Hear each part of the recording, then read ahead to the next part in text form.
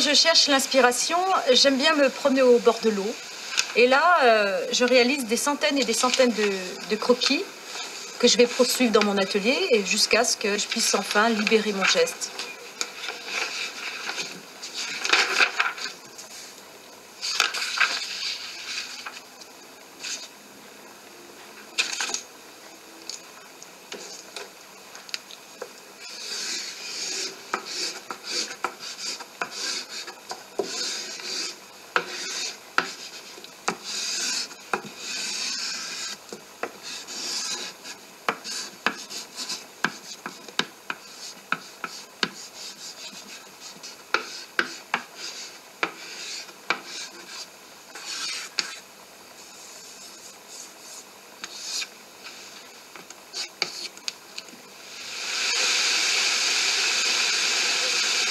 Je n'ai pas fait d'études artistiques en particulier et je suis ce qu'on appelle une autodidacte.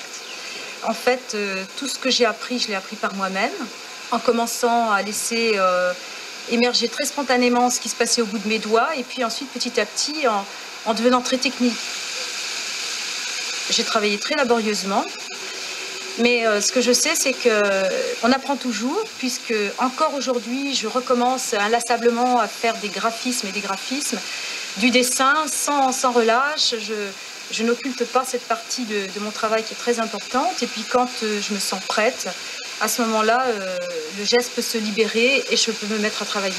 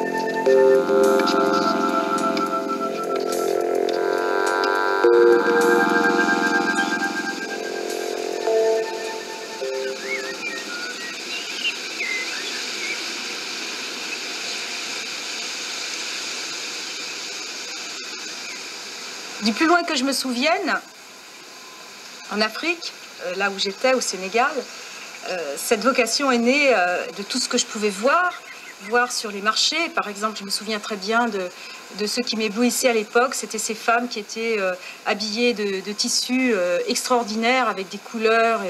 Et puis, je me souviens de bijoux faits très simplement avec des perles très colorées. Et tout ça se mariait admirablement et m'apportait beaucoup de joie à chaque fois que j'allais me promener sur ces marchés, déjà très colorés d'eux-mêmes par les fruits, les légumes, les objets qui étaient posés à même le sol. Et ce mélange de chaleur torride, de couleurs, de tissus, de petites perles, je crois que tout ça, finalement, en toile de fond, ça a composé ma vocation.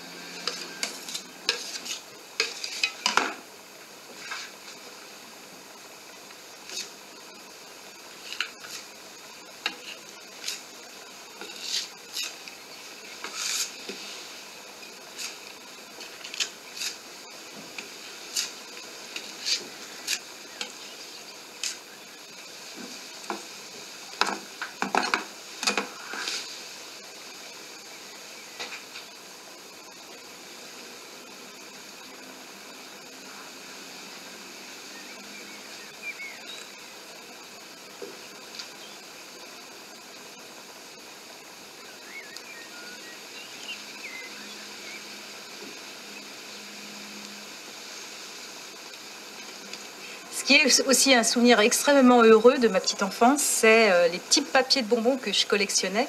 Des papiers de bonbons qui à l'époque étaient transparents, comme on fait encore aujourd'hui dans certains papiers, transparents mais colorés. Il y avait des rouges, des bleus, des jaunes, de toutes les couleurs.